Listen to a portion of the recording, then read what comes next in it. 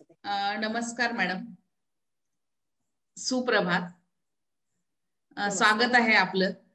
खरं तर आज 12 जानेवारी राष्ट्रमाता जिजाऊ यांची जयंती. आपण सर्वांनी खऱ्या अर्थानं त्या थोर मातेला आपण अभिवादन करूया आणि आपल्या या उपक्रमाला सुरुवात करूयात.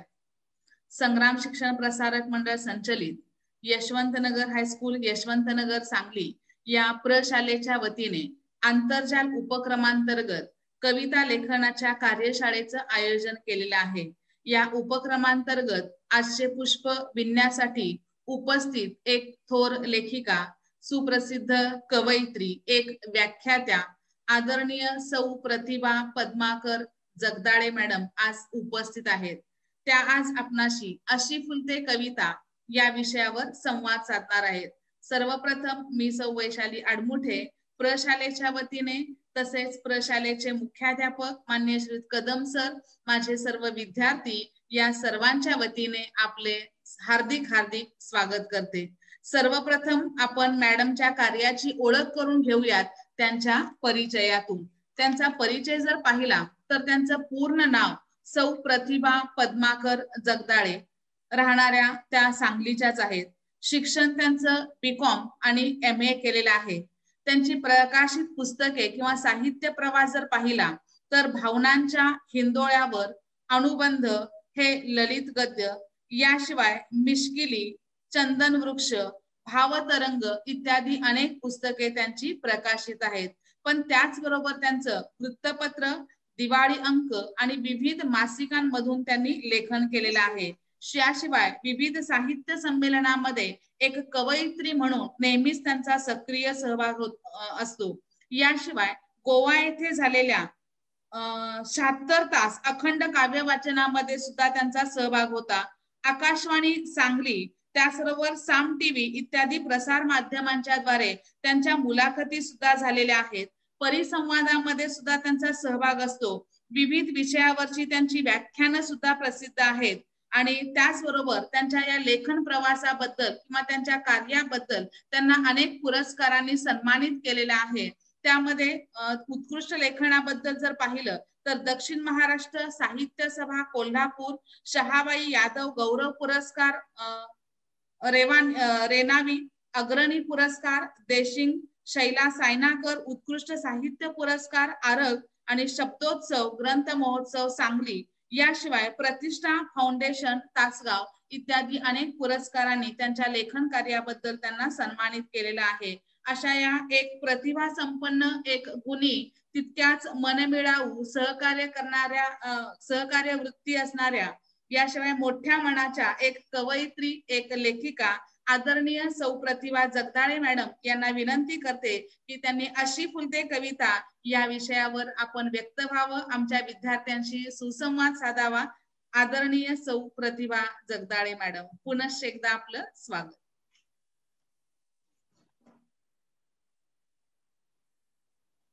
धन्यवाद मॅडम. नमस्कार.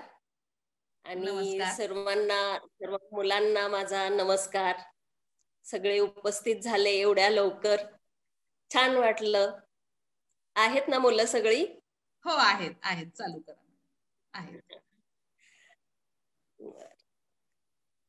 मुलांनो नमस्कार. मला आज खरं तर खूप छान वाटतंय. हे मुलं पाहून मला क्षणभर शाळेत आल्यासारखं वाटलं, खूप आनंद झाला.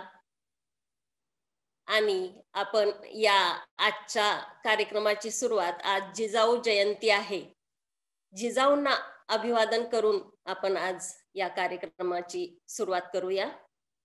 आपल्या कार्यक्रमाच्या सुरुवातीलाच मी आदरणीय कदम सर, मुख्याध्यापक कदम सर आणि वैशाली आडमुठे मॅडम यांचे मनपूर्वक आभार मानते.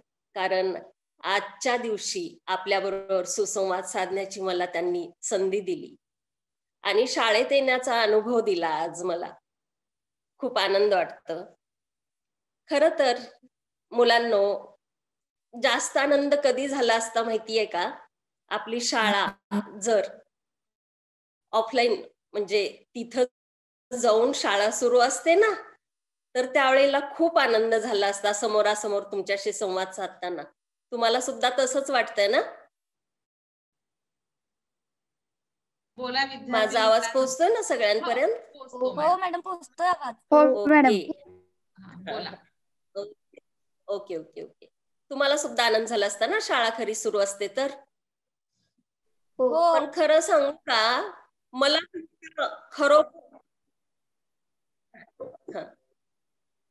मला तुमचं खरोखर कौतुक वाटतं.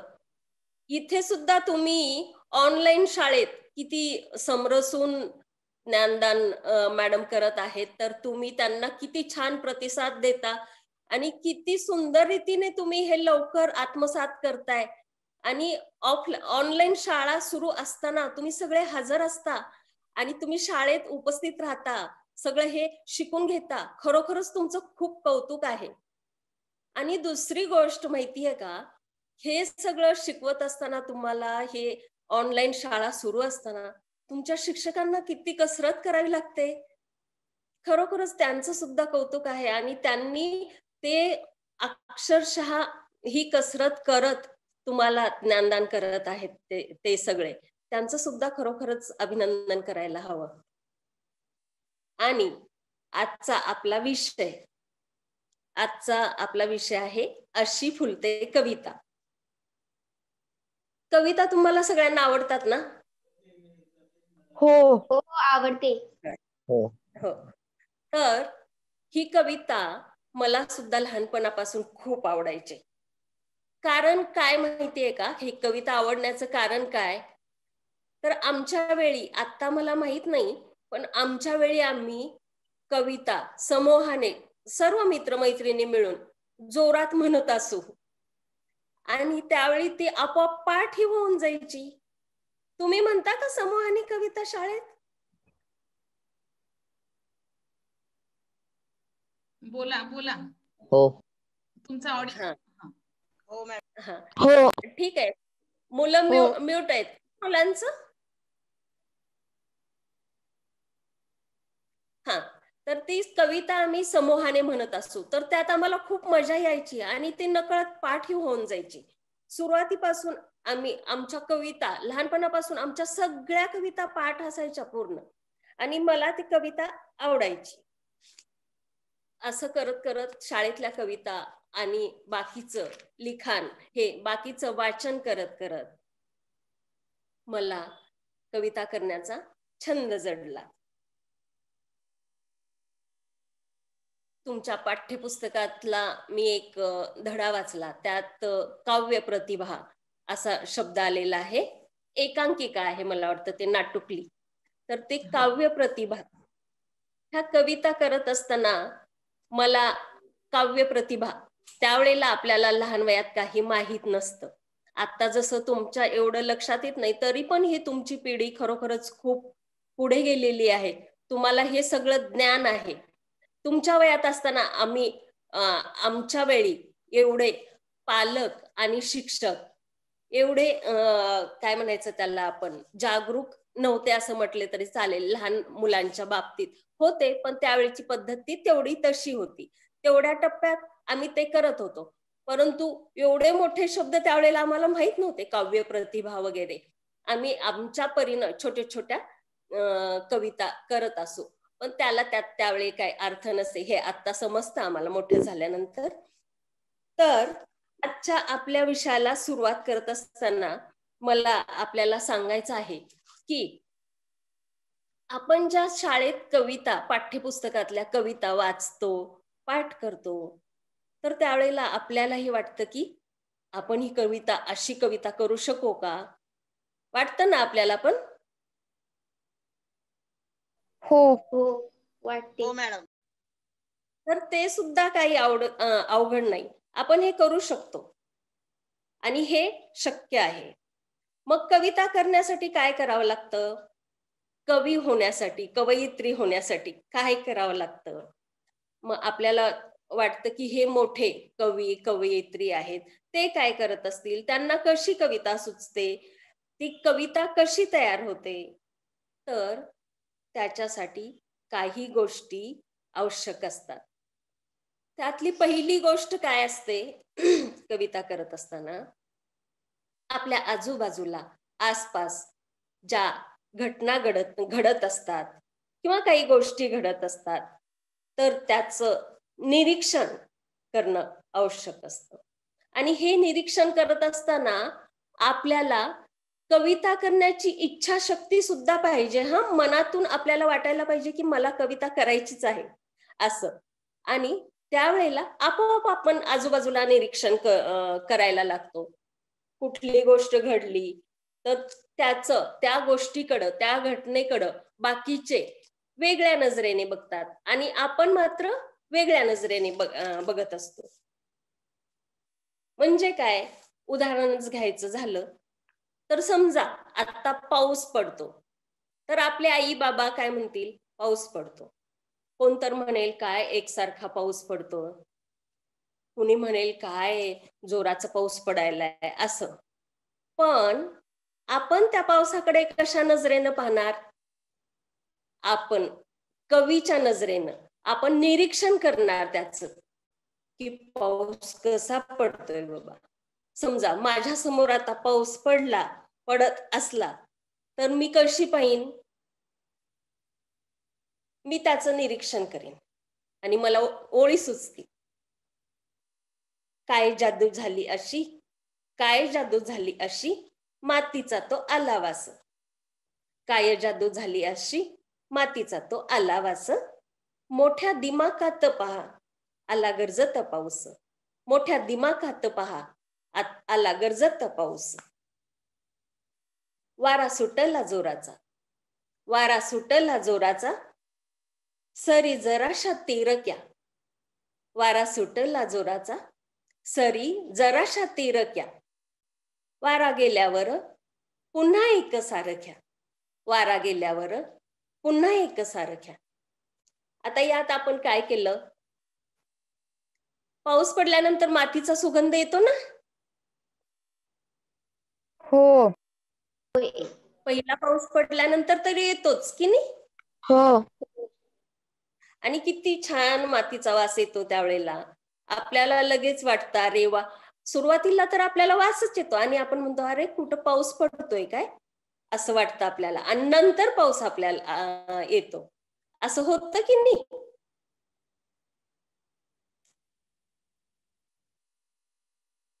तर हे निरीक्षण पावसाचं. आता निरीक्षण काय केलं आपण ह्यात, की काय जादू झाली अशी, मातीचा तो आला वास. आपल्याला वास आला, आपण लक्षात आलं, सगळ्यांच्याच येतं, पण आपण 2 ओळी केल्या. आणि दुसरं, वारा सुटला जोराचा, सरी जराशा तिरक्या. वारा सुटल्यावर सरी तिरक्या होतात ना. वाऱ्यानी सरी इकडं अशा तिरक्या होतात बघा. त्या बाजूला वारा आहे त्या बाजूला सरी जातात की नाही. हो हो. वारा गेल्यावर परत सरळ सरी येतात असं एक रेषेत, हो की नाही. हो. तर मग आपण असं निरीक्षण करायचं. निरीक्षण केल्यानंतर आपल्याला त्यातलं आणि काय काय दिसून येतं. आणि दुसरं म्हणजे दुसरी गोष्ट काय आपल्याला आवश्यक असते, आपल्याला कविता करताना खूप शब्द माहिती असले पाहिजेत. शब्दांची ओळख पाहिजे आपल्याला. मग हे शब्द माहिती असण्यासाठी काय करायला हवं, भरपूर वाचन करायला हवं, होय की नाही. तुम्हाला सांगू का मुलांनो, जेवढं जास्त वाचन तुम्ही कराल तेवढे आपल्याला शब्द सापडत जातात. आणि कविता करणाऱ्या मुलांना तर वाचनाची आवड असतेच, मला माहिती आहे. कारण आता आपण छोट्या छोट्या गोष्टींची पुस्तकं, छोटी छोटी चरित्र, मग मोठमोठ्या लोकांची चरित्र, महात्मा गांधी, डॉक्टर बाबासाहेब आंबेडकर, सावित्रीबाई फुले, अशी अनेक लोक, विवेकानंद, अशा लोकांची. आणि आपण त्यांचंच नाही, आपण सचिन तेंडुलकरची सुद्धा छोटी छोटी पुस्तकं, जे लोक आपल्याला हे आवडतात, ज्यांच्यापासून आपल्याला काही प्रेरणा मिळते, त्यांची चरित्र आपण वाचू शकतो. आणि 2 गोष्टी होतात, एक तर आपल्याला ते कसे घडले ते कळतं, दुसरं आपल्याला त्यांच्याबद्दलची माहिती मिळते आणि ज्ञान वाढतं, आणि तिसरी गोष्ट आपल्याला शब्दसाठा भरपूर मिळतो, होय की नाही? आता तुम्हाला सांगू का, इथे आला सुगंध मातीचा, मी म्हणले ना मातीचा तो आलावा असं म्हणले ना, तर मी इथे काय म्हणले असते माहितीये? मृदगंध. आला मातीचा मृदगंध म्हणले असते. मृदगंध म्हणजे काय? मृदा म्हणजे माती, गंध म्हणजे वास. मृदगंध म्हणजे मातीचा वास, मातीचा सुगंध. असं आपण जर वाचन केलं ना, तर आपल्याला हा कुठेतरी शब्द सापडतो, असं असतं. त्याच्यामुळे आपण वाचत राहायचं. आणि आणखी काय लागतं आपल्याला? आपण हे गोष्टीची पुस्तक वाचत असताना आपण दररोजची वर्तमानपत्र सुद्धा वाचायला हवीत. त्याच्यातून तर खूपच माहिती मिळते. तुम्ही कोण करोडपती पाहता का? कोण बनेगा करोडपती? नाही पाहत का? तर ते खूप असं एक छान आहे. म्हणजे टीव्ही जास्त तुम्ही बघत नाही मुलं, मला माहिती आहे, हुशार मुलं आहे तुम्ही. पण कौन बनेगा करोडपती जो टीव्ही शो आहे ना, तर त्यात खूप माहिती मिळते. त्यात असे प्रश्न असतात, उत्तरे अमिताभ बच्चनचं. तर वर्तमानपत्रातले बहुतेक प्रश्न असतात, 7 करोड पर्यंत असतं. तर ते त्यात काय आपल्याला जायचं नाही. आपल्याला काय आत्ताच काय एवढे पैसे तसे मिळवायचे नाहीयेत. मी काय सांगते, आपल्याला वर्तमानपत्र वाचल्यानंतर एवढी माहिती मिळते, लिहायला आपल्याला खूप मदत होते. कारण आपल्याला शब्दसंग्रह सापडून नाही, वास्तवाचं सुद्धा आपल्याला दररोजच्या वास्तवाची जाणीव असली पाहिजे. त्याच्यातून सुद्धा आपल्याला कविता करायला मदत होते.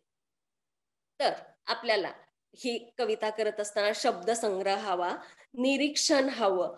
शब्दसंग्रह म्हणजे आपल्याला समानार्थी शब्द सापडतात. आता मी तुम्हाला मातीचा वास सांगितला, तर त्याच्याऐवजी मृदगंध घेतला असता. आता पाऊस, पावसाला वर्षा शब्द हा समानार्थी. हे असं आपण वाचत वाचत गेलं ना, तर आपल्याला असे शब्द मिळत जातात. आणि यानंतर आपल्याला कविता करत असताना आणखी एक गोष्ट हवी असते, ती म्हणजे यमक जुळवायला पाहिजे. माहितीये ना तुम्हाला हे यमक जुळवणे? हो. हो, मला माहिती तुम्हाला हे तुम्ही एवढी आवड आहे तुम्हाला, त्या अर्थी तुम्हाला हे माहित असणार.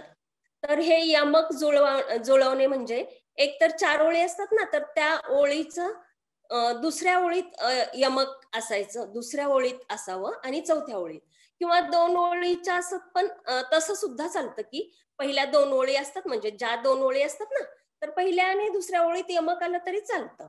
तर हे यमक जुळवून अशी कविता करायची. तुम्ही मोठे झाल्यानंतर कळेल की यमकाशिवाय सुद्धा कविता होऊ शकते.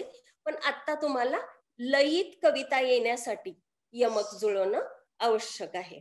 तर ही अशी कविता तयार होते आणि आपल्याला त्याचा कवितेचा, आपल्या निर्मितीचा, कवितेच्या निर्मितीचा आनंद मिळू शकतो. तर ही निर्मिती, तर काव्य प्रतिभा हा शब्द आलेला. प्रतिभा म्हणजे काय?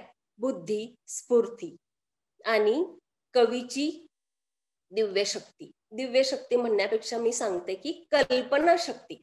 आपण आता ज्या कल्पना करतो, आपण काय आता जे दिसले ते तसं पटकन मांडत नाही ना, थोडस आपण विचार करतोच ना कविता करताना काहीतरी. आता काय तर सरळ पाऊस पडताय ह्याच्यापेक्षा आपण वारा आल्यानंतर तिरक्या सरी झाल्या थोडं असं, आणि काही काही कल्पना करू शकतो. काहीही कल्पना शक्ती लढवून जे आपण करू शकतो कविता करत असताना, त्याला म्हणायचं की काव्य प्रतिभा. मग असे कविता करत असताना आता आपली समजा कविता तयार झाली हे सगळं वापरून, तर ती कविता सादर करायची आहे. ती कविता सादर करत असताना त्याचं सादरीकरण सुद्धा महत्वाचं असतं. निरीक्षण करून कविता केली, योग्य शब्द जुळवून यमक जुळवलं, आणि आता सादर करायची कविता. तर आपण काय असं धड्यासारखी वाचून दाखवतो का? नाही. तर ती नाही. कविता आपल्याला लयीत, तालात, सुरात गाऊन आली तर खूपच छान. गाऊन कविता जे करतात त्याला काय म्हणतात माहितीये? गेय कविता म्हणतात. आता ही सगळी गाणी वगैरे असतात ना, तर ती कविताच असते. त्या कविताच असतात, त्या कवितेचंच गाणं झालेलं असतं. तर ज्या वेळेला कवी कविता गाऊन दाखवतो त्याला काय म्हणायचं? ती कविता गेय कविता आहे म्हणायचं. ते लयीत तालासुरात म्हणलेले असते, ती गेय कविता असते. तर मग हे सादरीकरण सुद्धा खूप महत्वाचं असतं. तुम्ही सादर करत असताना कुठं थांबायचं, एक ओळ झाल्यानंतर थांबायचं, जिथे सोलपिराम येतो तिथे थांबायचं. तुम्हाला जे काय सांगायचंय ते तुम्ही तिथे थांबल्यानंतर ते बरोबर कळतं की ह्याला असं असं सांगायचं. आता मी असं म्हणले असते तर चाललं असतं का की काय जादू झाली अशी मातीचं तो आलावा, असं मोठ्या वारा सुटला जोराचा सरी जराशा तिरक, नाहीच, कळलंच नसतं. मी असं म्हटले ना, वारा सुटला जोराचा सरी जराशा तिरक्या, म्हणजे कधी तिरक्या झाल्या? वारा सुटल्यानंतर सरी तिरक्या झाल्या, हो की नाही? तर हे सादर करत असताना सुद्धा तशीच कविता सादर करायला हवी. आता तुम्हाला एक गंमत सांगू का? मी आता कविता लिहिते, बाकीचंही मी लिहिते. तर ज्या वेळेला हे लिखाण आपण करतो त्यावेळेला आपल्याला, मी सांगितलं तुम्हाला, खूप वाचन करावं लागतं. तर मी हे लहानपणापासून मला वाचन करायला खूप आवडायचं आणि मी नेहमी वाचत असते. तर माझं हे वाचन पाहून माझ्या मुलीला सुद्धा वाचनाची गोडी लागली. तर ती माझ्याबरोबर अनेक पुस्तकाची, गोष्टीची पुस्तकं वगैरे वाचू लागली, कवितांची पुस्तक वाचू लागली. तर तिला सुद्धा कवितेची गोडी लागली. आणि आश्चर्य म्हणजे तुमच्याच वयाची असताना, 7वीतच होती ती, तर ती कविता करायला सुरुवात केली. आणि तुम्हाला माहित नसेल, आपल्या इथे सांगलीत अखिल भारतीय साहित्य संमेलन तर तुम्हाला माहितीच आहे ना साहित्य संमेलन माहित? हो. माहित आहे. हा, तर मग आपल्या सांगलीत सुद्धा झालं होतं. तुम्ही अगदीच लहान असणार त्यावेळी. तर त्यावेळेला मला वाटतं 81-82 असं काहीतरी साहित्य संमेलन झालं होतं. मॅडमना माहित आहे, आडमोठे मॅडमना. तर त्यावेळेला माझी मुलगी 7वीत होती आणि अखिल भारतीय साहित्य संमेलनात तिने एक कविता सादर केली होती. त्यावेळेला ज्येष्ठ कवी आदरणीय महावीर जोंधळे, तुम्ही नाव ऐकलंय का त्यांचं? लेखक कवी महावीर जोंधळे, त्यांचं पाठ्यपुस्तकात धडा कविता असतात. आम्हाला होतं, तुम्हालाही पुढच्या वर्गात गेल्यानंतर येईल ते. इंदुमती जोंधळेंच्या कोण आहेत का त्या? इंदुमती जोंधळेंचे मिस्टर, ते दोघेही साहित्यिक आहेत. हो. त्या इंदुमती जोंधळेंचा पाठ्यपुस्तकामध्ये समाविष्ट होता जुन्या अभ्यासक्रमात, आता तो नाही. तर माझ्या मुलीनं अखिल भारतीय साहित्य संमेलनात, ती 7वीत असताना तिची कविता सादर केली होती. तर 5 मिनिटात ती मी वेळ आहेत तर मी तुमच्या पुढे ते सादर करते. म्हणजे तुमच्याच वयाच्या मुलीनं सादर केलेली कविता. आणि ही कविता जरा मजेशीर आहे आणि ती महावीर जोंधळे सरांना फारच आवडली. त्यांनी तिचं कौतुक केलं होतं. तर तुम्हाला म्हणून दाखवू का ती कविता? हो. कवितेचं नाव आहे सांगा मी काय करू. सांगा मी काय करू. कधी कधी काय होतं, कधी कधी काय होतं, मोठं कोडं मला पडतं. कधी कधी काय होतं, मोठं कोडं मला पडतं. उत्तर असतं मनात पण सांगावं लागतं कुणाच्या तरी कानात. उत्तर असतं मनात पण सांगावं लागतं कुणाच्या तरी कानात. अशा वेळी तुम्हीच सांगा मी काय करू. सांगा मी काय करू. दिवाळीची सुट्टी संपून जाते फटक्यात.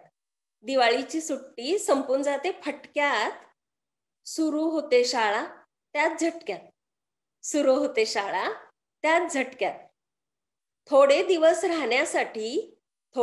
राहण्यासाठी आजीचा आग्रह होतो सुरू. अशा वेळी तुम्हीच सांगा मी काय करू, सांगा मी काय करू. आजोळी गेलेलो असतो ना आपण, आजी म्हणत असते थोडे दिवस राहा, पण काय शाळा सुरू होते त्याच्यामुळे यायला लागतं. आल्यानंतर परत इकडं काय होतं, जरा कुठे नीट चालले, शाळा सुरू झाल्यानंतर जरा कुठे नीट चालले की परीक्षा बसते हटून, जरा कुठे नीट चालले की परीक्षा बसते हटून. म्हणते कशी, अभ्यास कर झटून, म्हणते कशी, अभ्यास कर झटून. गणिताचा पेपर असतो साधा, गणिताचा पेपर असतो साधा, त्याच दिवशी येते टेनिसची स्पर्धा. गणिताचा पेपर असतो साधा, त्याच दिवशी येते टेनिसची स्पर्धा. तशी मी गणित सोडवते बरी, तशी मी गणित सोडवते बरे, पण बाई म्हणतात निमित्त मिळाले खरे, बाई म्हणतात निमित्त मिळाले खरे. खेळाच्या सरांना नाही कशी म्हणू, खेळाच्या सरांना नाही कशी म्हणू. तुम्हीच सांगा मी काय करू, सांगा मी काय करू. आईचा स्वयंपाक झाला सारा, आईचा स्वयंपाक झाला सारा, एवढ्यात दादा आला तरा तरा, एवढ्यात दादा आला तरा तरा. काय झाली मज्जा, काय झाली मज्जा, त्याने आणला पिझ्झा, काय झाली मज्जा, त्याने आणला पिझ्झा. लाडक्या दादाला नाही कशी म्हणू, लाडक्या दादाला नाही कशी म्हणू. तुम्हीच सांगा मी काय करू, सांगा मी काय करू. आता हे ऐका ह शेवटचं कडवं. निकालाच्या दिवशी, म्हणजे परीक्षा झाली आणि निकाल आला ना, निकालाच्या दिवशी पोटात आला गोळा, निकालाच्या दिवशी पोटात आला गोळा, कारण स्वप्नात आले होते 100 पैकी 16. स्वप्नात आले होते 100 पैकी 16. आईला पाहिजे पहिला नंबर, आईला पाहिजे पहिला नंबर. बाबा म्हणतात 100 पैकी 100, बाबा म्हणतात 100 पैकी 100. तुम्हीच सांगा पहिला नंबर कोणाला नको असतो, पहिला नंबर कोणाला नको असतो. पण वर्गातल्या गर्दीत आपण हरवून बसतो, पण वर्गातल्या गर्दीत आपण हरवून बसतो. अशा वेळी तुम्हीच सांगा मी काय करू, सांगा मी काय करू. कशी वाटली कविता? छान, मस्त, छान वाटली. छान वाटली ना? तर मग असा प्रयत्न तुम्ही पण, हो छान वाटली ना, मग आता असा प्रयत्न तुम्ही सुद्धा करू शकता ना. हो. ओके. मी यानंतर आणखी एक मुलांना कळेल अशी एक कविता दाखवते वाचून. ही 2 ओळीची, 2 कडव्यांचीच कविता आहे ही, मुलांना समजण्यासाठी तेवढीच केलेली. काय जादू झाली अशी, काय जादू झाली अशी, मातीचा तो आलावास, काय जादू झाली अशी, मातीचा तो आलावास, मोठ्या दिमाकात पहा आला गरजत पाऊस, मोठ्या दिमाकात पहा आला गरजत पाऊस. वारा सुटला जोराचा, वारा सुटला जोराचा, सरी जराशा तिरक्या, वारा सुटला जोराचा, सरी जराशा तिरक्या, वारा गेल्यावर पुन्हा एक सारख्या, वारा गेल्यावर पुन्हा एक सारख्या. मॅडम मी सांगू? हो आहे, ठीक आहे. हा बोल. पावसाला भरभर, वारा जाई सरसर, शाळेला जायची करा घाई, आता छत्र्या सांभाळा ग बाई. हो हो, मस्त. खूप छान केली हा. ओके, छान केली. पण फक्त तुला पहिल्या 2 ओळी वाच बघू, तू काय म्हणले, कोण बोललं? सदिच्छा बोल. पावसाला भरभर, वारा जाई सरसर. तर तुला सांगू का, वारा जाई सरसरच्या ऐवजी वारा सुटला सरसर म्हणतो. ओके, हा, वारा सुटला छान. सरसर. बरोबर. हा, आणि छत्रीचं खूप छान झालं हा तुझं. असंच आणि कोणी प्रयत्न केलाय का? हा, वरद मॅडम मी बोल. सांगू वरद? हो, न बगरजला पाऊस आला आल्या मोठ्या सरी, पावसात मला भिजावेसे वाटते, पण आई म्हणते ये आता घरी.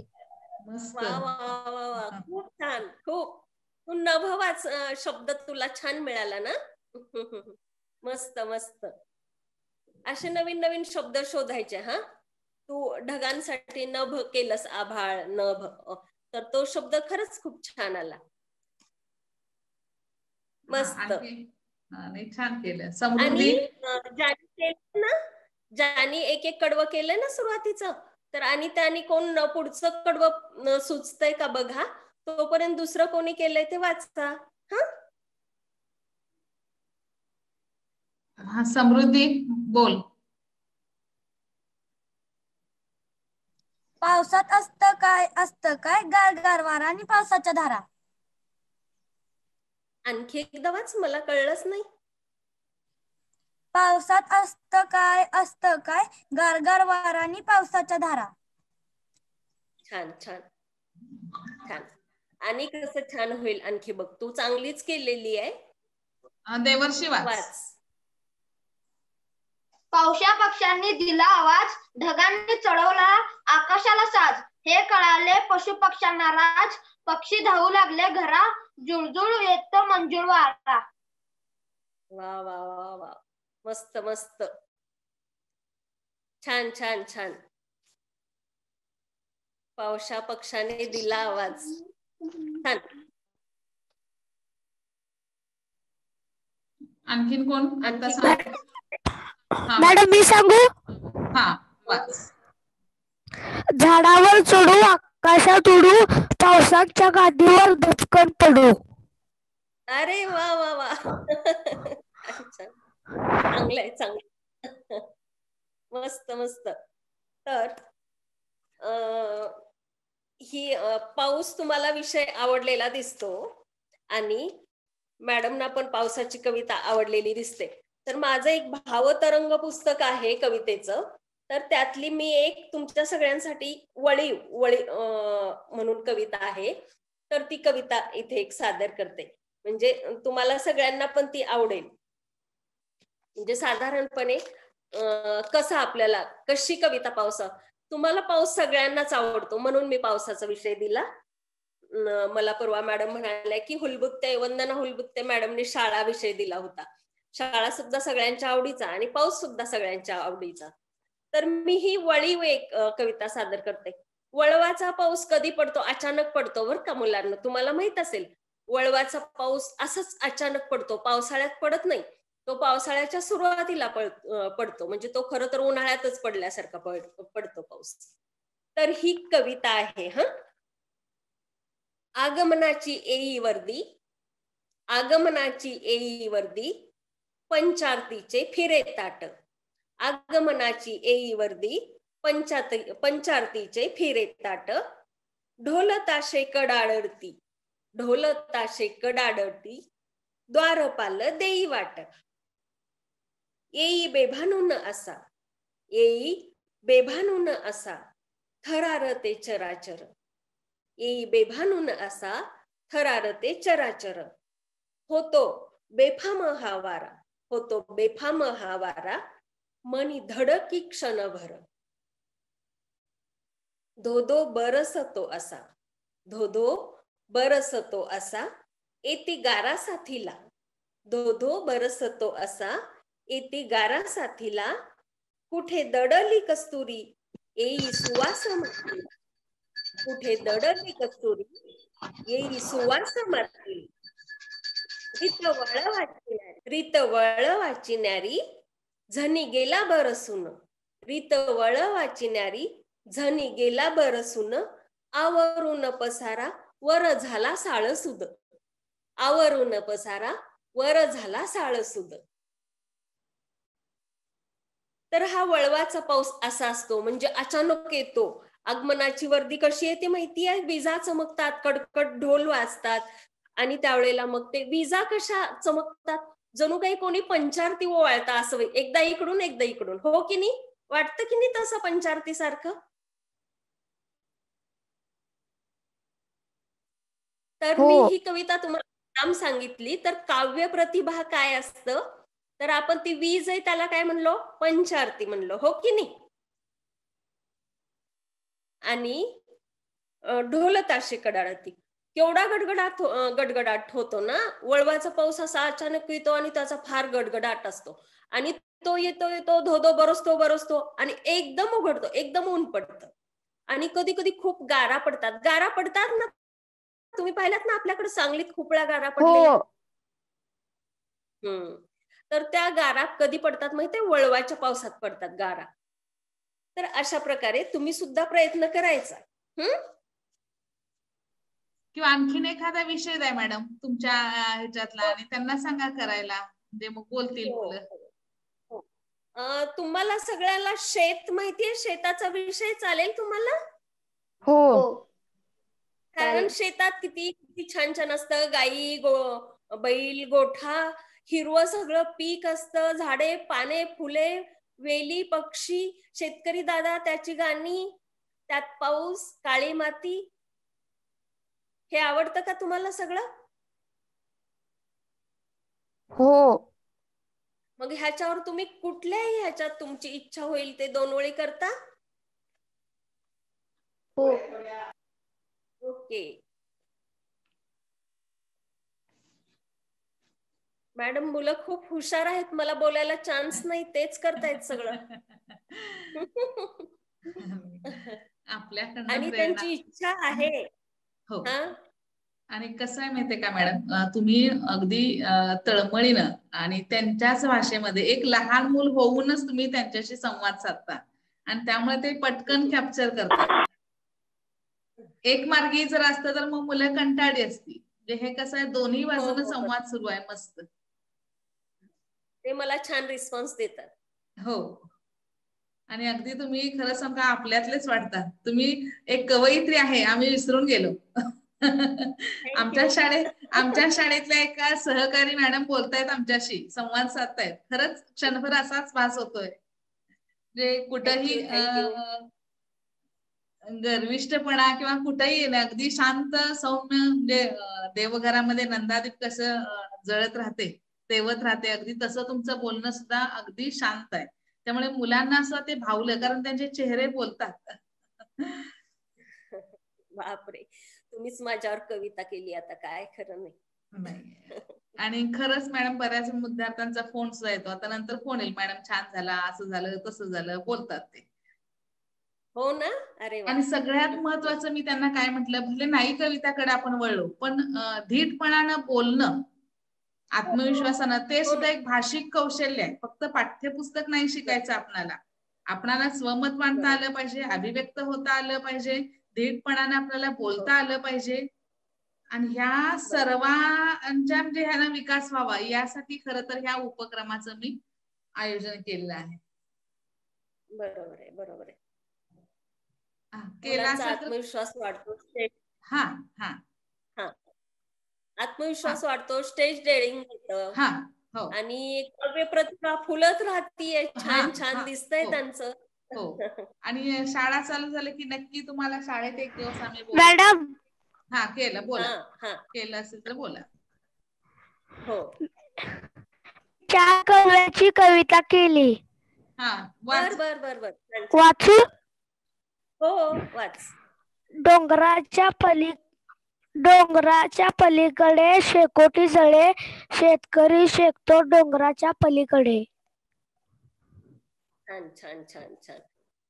डोंगराच्या पलीकडे शेकोटी जळे आणि शेतकरी शेकतो डोंगराच्या पलीकडे का? छान आहे.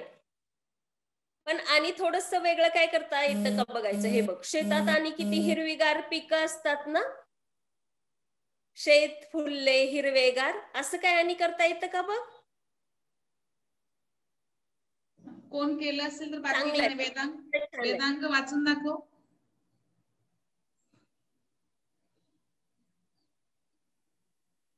मॅडम आधी केलेली वाचू?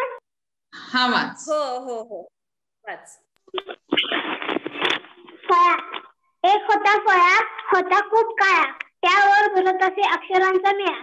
फळावर होती अक्षरे अ आ इ.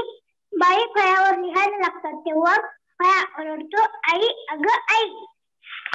फळावर असते सुंदर हरणाचे चित्र, आमचा फळा मनात म्हणतो कोण आहे हा प्राणी विचित्र.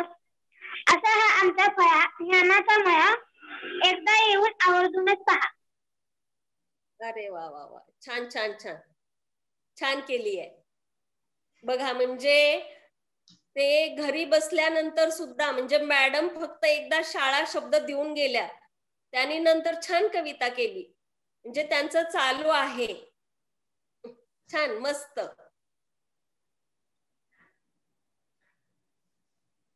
आणि तू शेतावर नाही का प्रयत्न केला? आता कोण बोललं?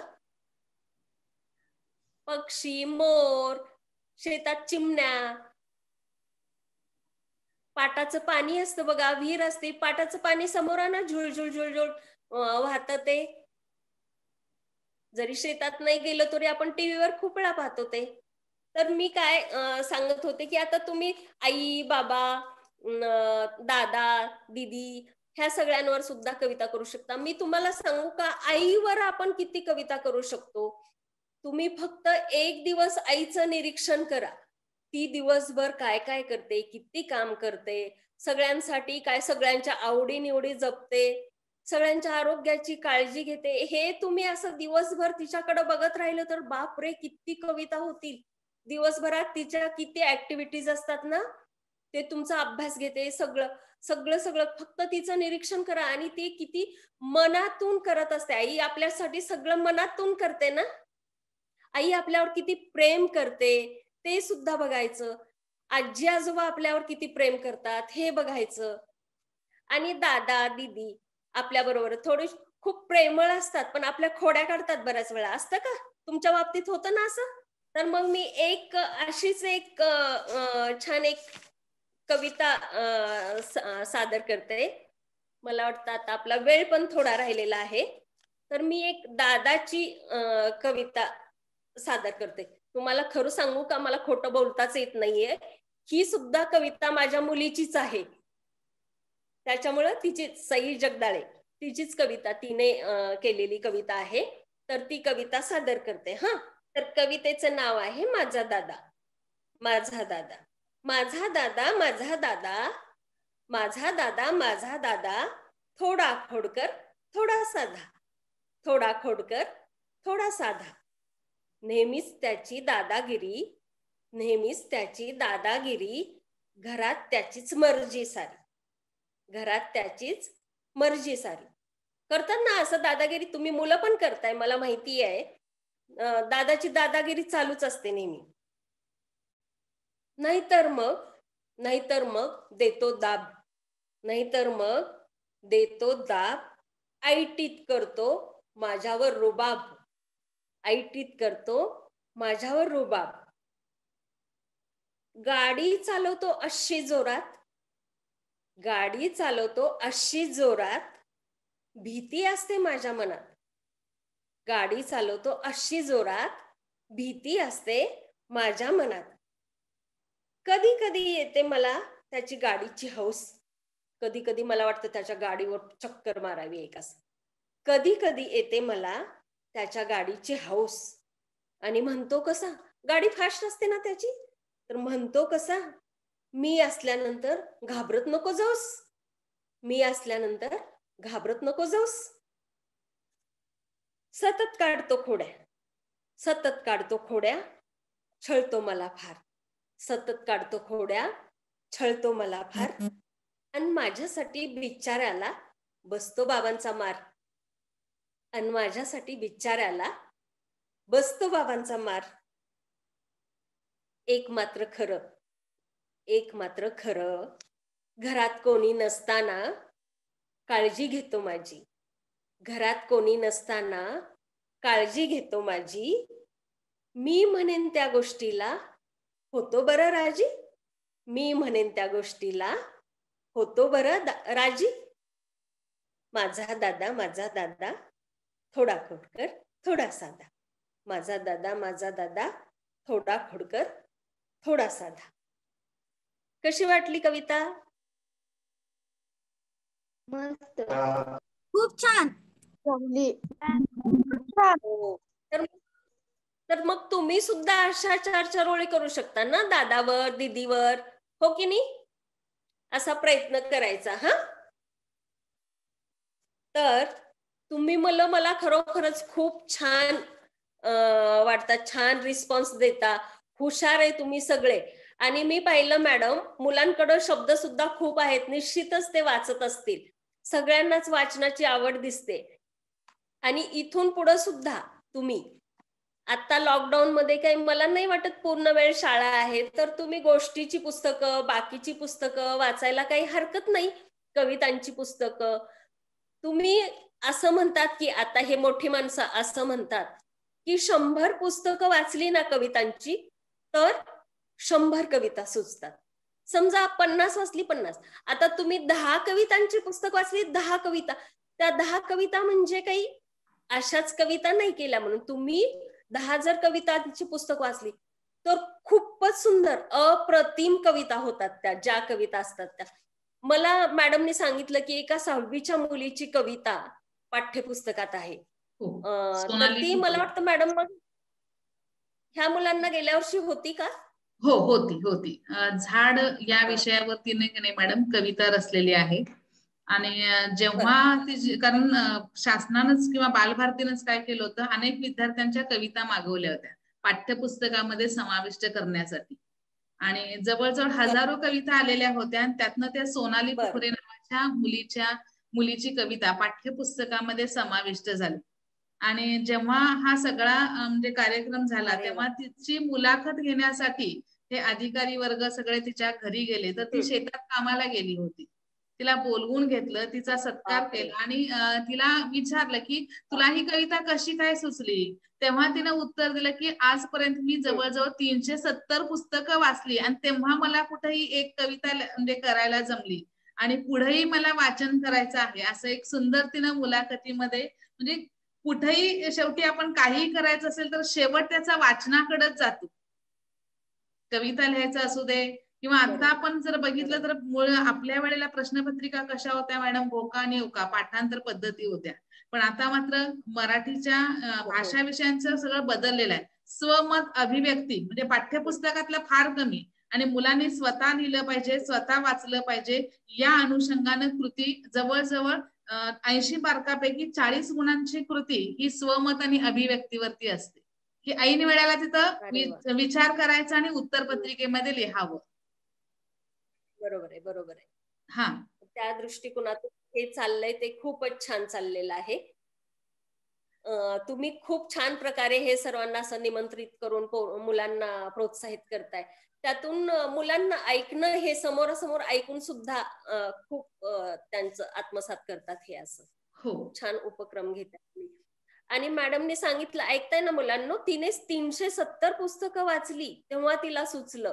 मी आता म्हणले ना की 100 पुस्तकं वाचल्यानंतर 100 कविता सुचतात असं म्हणतात. तर वाचन खूप महत्वाचं आहे. आपण प्रत्येक गोष्टीत कष्ट लागतच ना, कुठलीही गोष्ट करायची म्हटल्यानंतर कष्ट लागतच ना तेवढं. आता खेळ म्हटलं तरी खेळात सुद्धा आपल्याला तेवढा सराव करावाच लागतो. तेवढं रनिंग पाहिजे तर सकाळी लवकर उठून आपल्याला सराव करायला जायलाच लागतं. कुठलीही गोष्ट सहज होत नाही. प्रत्येक गोष्टीला थोडंसं कष्ट हवं, पण त्यानंतरचा आनंद वेगळाच असतो ना. आता सोनाली किती खुश असणार ना की आपली कविता पाठ्यपुस्तकात आहे. असाच आनंद तुम्हाला सुद्धा मिळू दे अशी मला अपेक्षा वाटते की, आणि तो निश्चित मिळेल. तुम्ही सुद्धा खूप छान प्रयत्न करता आणि तुम्ही असाच सराव चालू ठेवा. दररोज व्यवस्थित वाचन करा. अवांतर वाचन महत्वाचं आहे. पाठ्यपुस्तक तर तुम्ही वाचतच असणार. आणि तुम्हाला सांगू का, मागच्या पुढच्या वर्गातल्या कविता सुद्धा आपण वाचायच्या. मज्जा येते कविता वाचताना. आणि काही कविता मजेशीर असतात. मी मगाशी सांगा मी काय करू कविता, ती छान होती कविता, तुम्हाला आवडली असेल. स्वप्नात आले 100 पैकी 16, निकालाच्या दिवशी पोटात आला गोळा. अशा कविता खूप छान असतात. खूप छान कविता आहेत मागच्या आणि पुढच्या पाठ्यपुस्तकात सुद्धा तुमच्या. आणि तुम्हाला दररोजचा अभ्यास करून, दररोजचं तेच वाचून कंटाळा आलं की दुसरं पुस्तक हातात घ्यायचं. बघा तुम्ही किती मज्जा येते आणि आणखी वाचावं वाटतं. असा सुद्धा अनुभव आहे. तुम्ही सगळे ऐकताय? हो, कोण ऐकतं? ओके. आणखी कुणी काय केलंय का? डोंगराच्या पलीकडे सुंदर शिवार, डोंगराच्या पलीकडे सुंदर शिवार, त्यामध्ये ओल्या मातीचा गंध, त्यामध्ये ओल्या मातीचा गंध, शिवारामध्ये हिरवे रान, शिवारामध्ये हिरवे रान, असे हे सुंदर हिरवे शिवार, असे हे सुंदर हिरवे शिवार. छान छान छान छान. आणि परत थोडस असं हिरवे शिवार, नंतर कणीस असतं ना, ते कणस भरलेली, दाणे भरलेलं कणीस, परत नंतर आलेली पाखरे. गोफण माहितीये का तुम्हाला? पाखरं उडवण्यासाठी ते धान्य खातात ना शेतातलं, म्हणून ते एक गोफण असते. मला वाटतं माहित असेल तुम्हाला. माहित आहे, 6वीला एक कविता होती त्याच्यामध्ये गोफण तिफण झालेलं आहे शेतकऱ्याच्या. छान छान छान. हा हा, चांगलं केलं, छान केली कविता. डोंगराच्या पलीकडे शेकोटी जळे, शेतकरी शेकतो डोंगराच्या पलीकडे, झाडावर डुलतात पिवळी पिवळी फुले, उसाला लागलेत लांब लंब तुरे, ऊस अन शेंगा चिंचानी बोरे, पेरूही पिकून झालेत पिवळे. छान छान. काय म्हणला तू? ऊस चिंचा बोरे आणि काय म्हणला पुढे? ऊस चिंचा बोरे, चिंचानी बोरे, पेरूही पिकून झालेत पिवळे. छान छान, छानच केली. चिंचा बोरे किती काय काय शेतात आपल्याला सापडतं बघा. त्याच्यावरूनच अंदाज करायचा आपल्याला. फक्त एक शेत म्हणल्यानंतर किती कविता तुम्ही वेगवेगळ्या प्रकारच्या केल्या. शेत म्हणलं की हिरवे गार आलं, पक्षी पान, तुम्ही पाणी. हा हा हा, सांगा सांगा. शेत आहे हिरवेगार, फळा फुलांनी भरले फार, शेतात भरते पक्ष्यांची शाळा, त्याने भरतो शेतात प्राण्यांचा मळा. वा वा वा वा, मस्त. छान यमक जुळलंय आणि छान केली कविता. आणि काय करायचं, असंच करून ठेवत नाही ना तुम्ही, पुढची कडवी परत तयार करायचं हे संपल्यानंतर. असंच छान यमक जुळत आणि थोडस विचार करून, काव्य प्रतिभा जे आता सगळं चाललंय ते थोडस वापरून असंच करायचं. एक 3-4 कडवी करायची. काय करता ना तुम्ही तसं? असा आम्ही येऊन गेल्यानंतर करता ना पुढची कडवी? हो करतात. आता शाळा बंद असल्यामुळे पण करतात प्रयत्न. बर बर, चांगलंय चांगलंय, छान. तर मुलांनो, मला तुम्हाला एवढंच सांगायचं आहे की सुरुवातीला तर मी तुमचं सगळ्यांचं अभिनंदन करेन की तुम्ही एवढा उत्स्फूर्त प्रतिसाद दिला आणि तुम्ही दिलेल्या शब्दांवर सुद्धा छान कविता करण्याचा प्रयत्न केलं. ते खूपच छान केलं. तुमच्या वयाच्या मानाने खूप खूप सुंदर होतं हे सगळं. आणि असंच तुम्ही प्रगती करत राहा.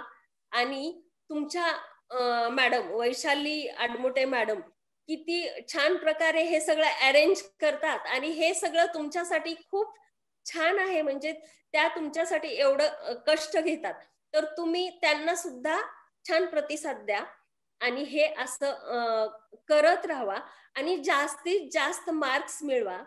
तुम्ही तुमचा अभ्यास चांगला करा, तुम्ही कविता छान करा, वाचन भरपूर करा आणि तुमच्या प्रगतीसाठी तुम्हाला मी भरपूर शुभेच्छा देते. अभ्यासासाठी खूप खूप शुभेच्छा देते. तुमची काव्य प्रतिभा फुलण्यासाठी शुभेच्छा देते. आणि आदरणीय वैशाली आडमुटे मॅडम यांनी मला आज इथे निमंत्रित केलं आणि खरोखरच मी खूप खूप खूप आभार मानते मॅडम. मला खरोखर खूप आनंद मिळाला. खूप दिवसांनी या मुलांच्या मध्ये आल्यासारखं वाटलं. लॉकडाऊन मध्ये सगळंच ठप्प झालं होतं, तर ह्या मुलांच्या मध्ये येऊन मला खूपच आनंद मिळाला. आपले धन्यवाद मानते, आभार मानते. धन्यवाद मॅडम. खरंच आदरणीय सौ प्रतिभा जगदाळे मॅडम, काव्य प्रतिभा कशी फुलावी किंवा कविता करत असताना नेमकं आपल्या जवळ काय हवं, मग त्याच्यामध्ये निरीक्षण क्षमता असेल, कल्पना शक्ती, शब्दसंग्रह, वाचन करत असताना सुद्धा नेमकं काय वाचावं, मग थोड्या मोठ्यांची चरित्रे का वाचावी, वृत्तपत्रांचं वाचन करावं किंवा यमक प्रधान रचना कशी करावी किंवा कविता किती ओळींची असावी किंवा काव्य प्रतिभा म्हणजे काय किंवा कवितेचं नेमकं सादरीकरण कसं करावं, कारण त्याचं वाचन सुद्धा तितकंच महत्वाचं आहे. कुठं थांबा आपण घ्यावा हे सुद्धा तितकंच महत्वाचं आहे. हे मॅडमनी खरंच पाऊस असेल, वळीव असेल, दादा इत्यादी अनेक कवितांचा संदर्भ देऊन कविता कशी फुलते या विषयावर मॅडमनी खरं तर सुंदर ओघवत्या भाषा शैलीमध्ये अगदी शांतपणे खरं तर आपण मार्गदर्शन केलं आणि त्याबद्दल आपण मनापासून प्रशालेच्या वतीनं खूप खूप मी तुम्हाला धन्यवाद देते आणि आभार मानते. आणि इथून पुढं आपल्या हातून सुद्धा असंच उत्तम साहित्य निर्माण हो आणि त्यासाठी आपल्याला प्रदीर्घ आणि निरोगी आयुष्य लाभो यासाठी मी ईश्वर चरणी प्रार्थना करते आणि प्रशालेच्या वतीनं आपल्याला पुढील वाटचालीसाठी पुनश्च एकदा खूप खूप शुभेच्छा देते, धन्यवाद देते. आणि इथून पुढे ही वेळोवेळी आम्हाला पुन्हा जेव्हा गरज भासेल तेव्हा आपलं मार्गदर्शन मिळावं, आपल्या सईचं सुद्धा मार्गदर्शन मिळावं.